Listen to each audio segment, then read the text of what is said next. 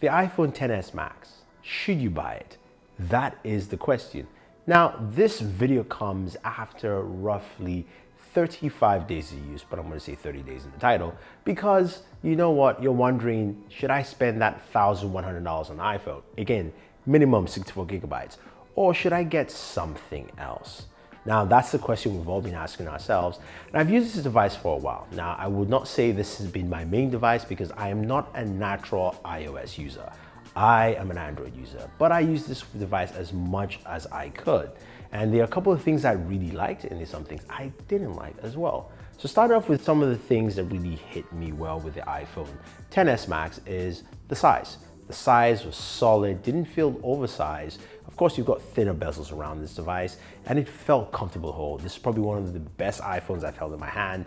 The materials felt solid, really premium build. Apple's done a really good job here on that aspect. Another thing also is the fact that this iPhone has a massive display. It's really good, but the notch is terrible. It takes away from your viewing pleasure, whether you're gaming or watching content. It really blocks everything, at least a lot of things off there for you. And I don't like that. Some people will say, well, no, it's okay, it's manageable. No, don't let anyone fool you. I don't care if it's Apple, I don't care if it's Samsung, I don't care if it's a Huawei. The notches are terrible. It's bad design. It shouldn't happen on a smartphone. It's something we shouldn't see if you want to go with thinner bezels. Come up with a workaround, but the other people who are doing it right now. So I think for Apple, that is just a big no for me. Now, the iPhone XS Max sports 2 cameras at the back, and the cameras do a really good job. Now, if you want to see something more extensive on the cameras, check out our professional camera review from our professional photographer friend, Marian Sells. He does a full breakdown of some of the camera functionalities in here. And according to his opinion and also mine, I think it's a solid camera. They've done a good job with Smart HDR, giving you some really nice good looks. The front-facing camera also does a fantastic job in capturing really solid images, especially even if it's, it's backlit. I think you really like what the camera does and brings to the table. Now, the camera is one of the biggest improvements we've seen here on the iPhone this year, and I think is one that will play for a lot of people. Now, there's also battery. This has a much larger battery, and battery life has been pretty good for me. Now, again, this is was never my main device, but it's a device I use secondary. And I'll say, at least in that scenario, it worked out pretty well. It's able to last me over a day. And of course, it's got wireless charging, which is slower, but still there. If you've got fast charging, which is also slower, but still built into this device. So you've got those lifestyle features. And in terms of water resistance, unlike the Pixel 3, which died on me in salt water, which only dipped, by the way, this survived in our saltwater test. So, hey, there you go. Just putting that out there. At least that actually worked out well for the iPhone XS Max.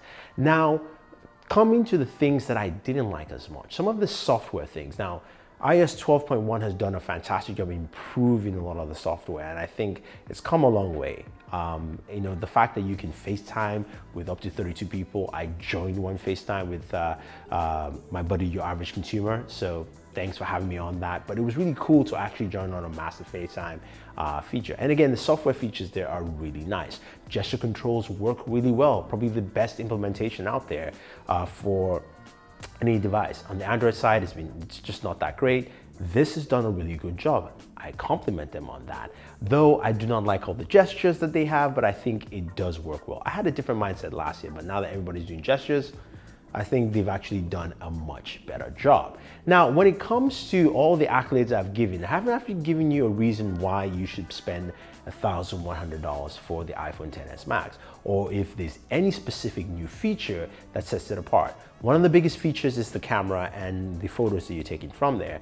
And my buddy Marian Sells will tell you in that video as well that the camera jump is not as large as you think. It is large, but not an extra $300, if you will. So for me, that's one of the key points that says this is not a buy. At $1,100, there's really no wow factor to this iPhone, other than it comes in gold, it is larger, it's got a bigger battery, and it's got a good camera. There are many devices out there that have really good cameras as well. The Pixel, the Galaxy Note 9 does, even the Huawei devices have really good cameras as well. So, I mean, on the premium tier, everyone else matches, but not at that price point. And even if you want to look at something like the Galaxy Note 9, it does have a pen. Nobody has that. and it has more features than nobody else does. And so for me, my mindset is, what does $1,100 bring on the table that I can't get anywhere else? Now, if you're an Apple user and going, hey, you don't know anything about iPhones, you're not an Apple user, yeah, I could say that, but I will suggest you go buy an iPhone XR. I think that's a better choice for you in terms of just bang for your buck and also all the features you want in expense. So that device has wireless charging, has a really good camera, it takes bokeh, all that fun stuff, and also the battery life is better than this device. The only downside is, of course, the display is not 1080p.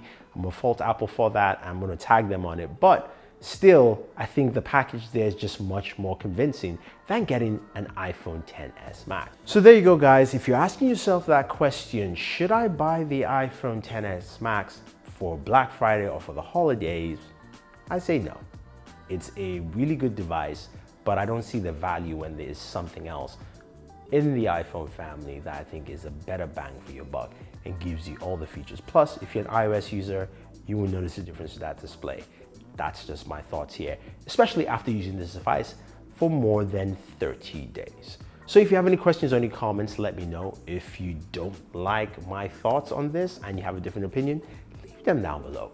Otherwise, guys, don't forget to like and share this video, favorite this video, subscribe to the channel, and always enjoy your entertainment.